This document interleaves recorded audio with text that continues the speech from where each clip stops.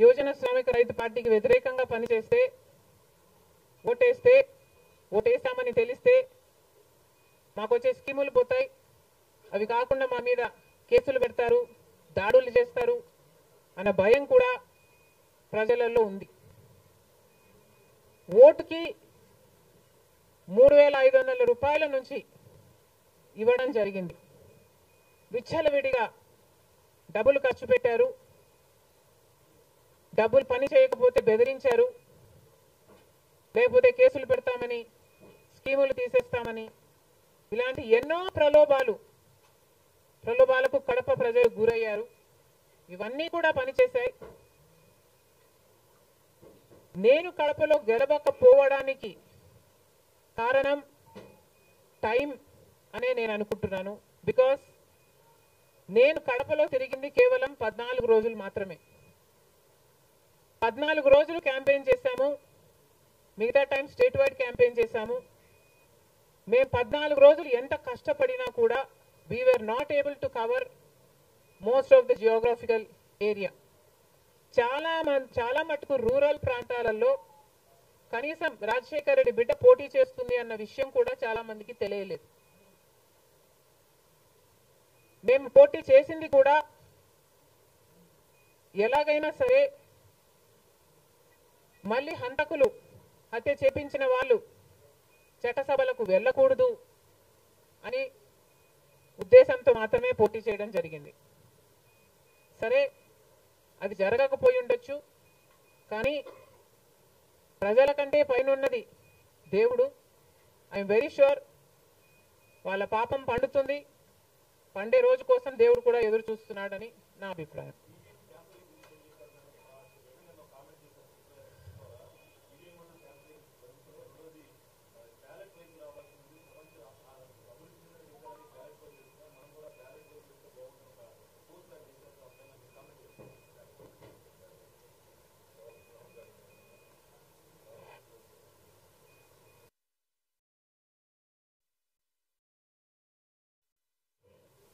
I feel మేధావులు కూర్చొని సుప్రీంకోర్టుతో సహా అందరూ కూర్చొని, ఇది అంతా దేశానికి సంబంధించిన విషయం కాబట్టి అందరూ కూర్చొని ఓ నిర్ణయానికి వస్తే దేశ ప్రజలు హర్షిస్తారన్నది నా అభిప్రాయం.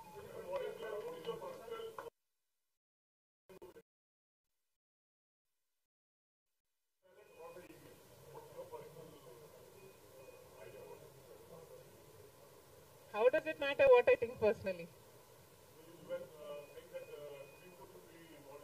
Exactly. The reason I want Supreme Court to be involved is because I don't know the entire positives and the negatives of it.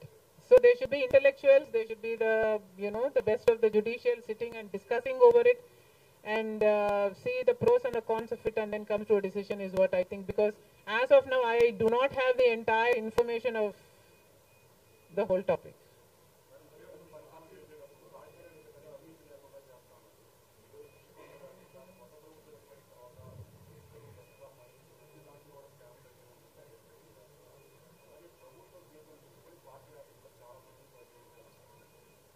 ప్రజలు బుద్ధి చెప్పారు కదమ్మా, ఇంకా నేను మాట్లాడటం ఎందుకు.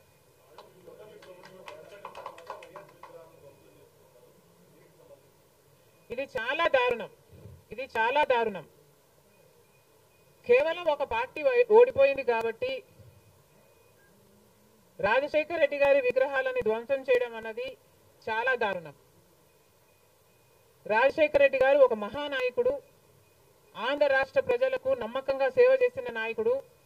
సేవ చేస్తూనే ప్రజల మధ్యలో నేను ఇంకా ఎంతో చేయాలి, సాధించాలి అని రచ్చబండకని బయలుదేరి వెళ్ళి చనిపోయిన నాయకుడు రాజశేఖర్ రెడ్డి గారు. రాజశేఖర్ రెడ్డి గారు లాంటి మహానాయకుడు చనిపోతే దాదాపు 7,000 మంది ప్రజలు ఆ బాధ తట్టుకోలేక, నిజాన్ని జీర్ణించుకోలేక ఆయన వెనకాలే చనిపోయారు.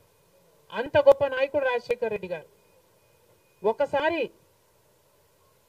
ఏం చేస్తున్నాము అని ఇలాంటి వాళ్ళు ఆలోచన చేసుకోవాలి. చనిపోయిన వాళ్లకు కూడా రాజకీయాలు ఆపాదించడం ధర్మం కాదు.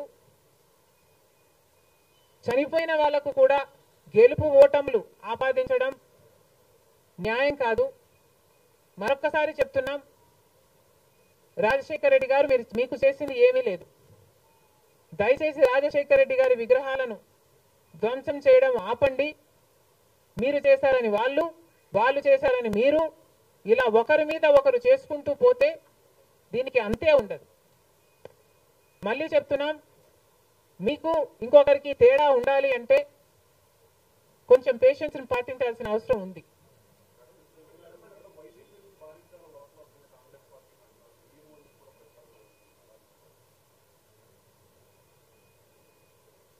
ఈవెన్చువలీ పిల్ల కాలువలన్నీ సముద్రంలో కలవాల్సిందే.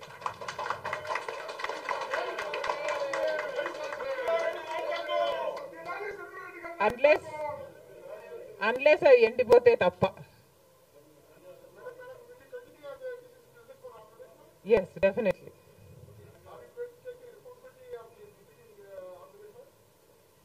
There is no taking the responsibility of anything in Andhra Pradesh, because in Andhra Pradesh, Congress is the only party that has stood by the people and has fought for the special status. On the one hand, Mr. Chandrababu Naidu, who was Chief Minister for